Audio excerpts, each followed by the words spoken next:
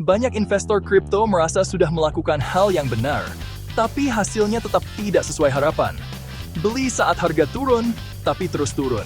Jual saat untung, tapi harga malah lanjut naik. Masalahnya sering bukan di strategi, tapi di satu hal yang lebih fundamental. Kamu berada di vice market yang salah. Pasar kripto selalu bergerak dalam siklus yang berulang. Secara sederhana, ada 4 fase utama. 1. Accumulation.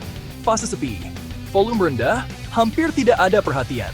Disinilah biasanya investor besar mulai masuk. 2. Uptrend. Harga mulai naik, sentimen membaik, media mulai membahas kripto lagi. 3. Distribution. Harga masih naik, tapi lebih lambat. Investor besar mulai menjual secara bertahap. 4. Downtrend. Harga turun, sentimen negatif, banyak investor keluar dari market.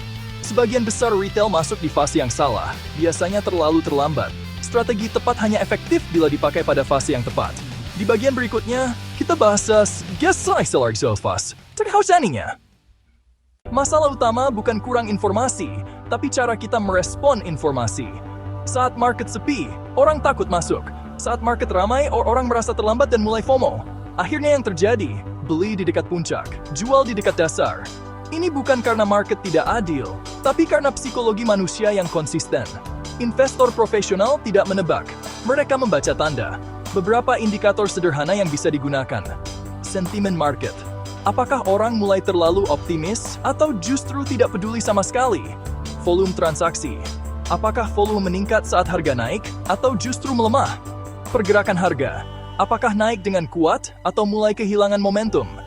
Dominasi aset besar. Apakah dana masih bertahan di aset utama atau mulai menyebar ke aset berisiko? Tidak perlu alat yang rumit, yang penting adalah konsistensi dalam membaca struktur. Akumulasi sering muncul saat percakapan minim dan volume landai. Uptrend ditandai struktur naik yang rapi dan partisipasi makin luas. Distribution terasa bergejolak, kenaikan melemah, sinyal mulai bercampur. Downtrend menunjukkan rally gagal berulang dan bias negatif di seluruh headline. Membaca fase membuat keputusan lebih tenang dan terarah. Berikutnya, sesuaikan strategi dengan fase, supaya langkah bagus tidak lagi terasa salah. Strategi yang efektif selalu tergantung pada fase market. Di fase accumulation, fokus pada akumulasi bertahap, bukan trading cepat.